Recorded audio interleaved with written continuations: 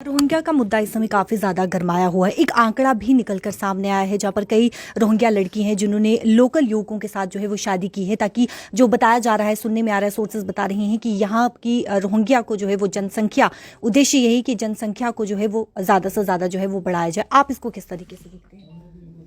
देखिए, रोहिंग्याज को लेके एक इशू बनाया जा रहा है। कोई रोहिंग्याज का कोई इशू नहीं है। गवर्नमेंट ऑफ इंडिया ने यहाँ रोहिंग्याज के लोगों को पनाह दी हुई है, और जब भी ये फैसला गवर्नमेंट ऑफ इंडिया को लेना है, क्या फैसला लेती है गवर्नमेंट ऑफ इंडिया रोहिंग्याज को लेके, और जो दूसरे लोग यहाँ बैरून ममालिक यहाँ आके आबाद हुए हैं, बहुत से हैं जहाँ तो आपने तो कॉलोनीज रिकग्नाइज की हैं, जम्मू में भी की हैं, बाहर के लोग जो हैं आउट ऑफ कंट्री हैं।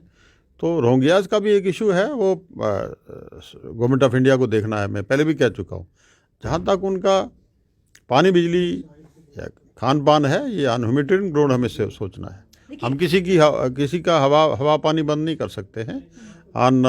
इंसानी नाते पे हमें कुछ चीज़ें जो हैं वो करनी पड़ती हैं, अखलाकी तौर पे हमें कुछ चीज़ें करनी पड़ती हैं, इंसानी नाते हमें कुछ चीज़ें करनी पड़ती हैं। हम एक डेमोक्रेटिक मुल्क में रह रहे हैं, जब वो एक डेमोक्रेसी है, लोगों के फंडामेंटल राइट्स हैं।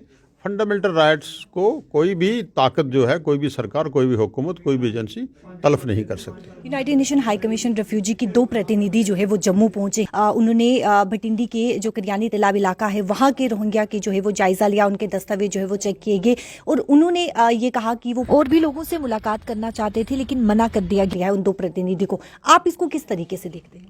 देखिए, रिप्रेजेंटेटिव आए और किसी ने मना किया, हमारे नॉलेज में तो कोई ऐसी बात है नहीं है। मैंने जहाँ तक ये कह दिया कि हमें इंसानी नाते कुछ फैसले लेने पड़ते हैं, और वो हम ले रहे हैं। जो आंकड़ा सामने आया, क्या लगता है कि बड़ी कार्रवाई हो सकती है उन पर? कि कार्रवाई करनी है गवर्नमेंट ऑफ इंडिया ने।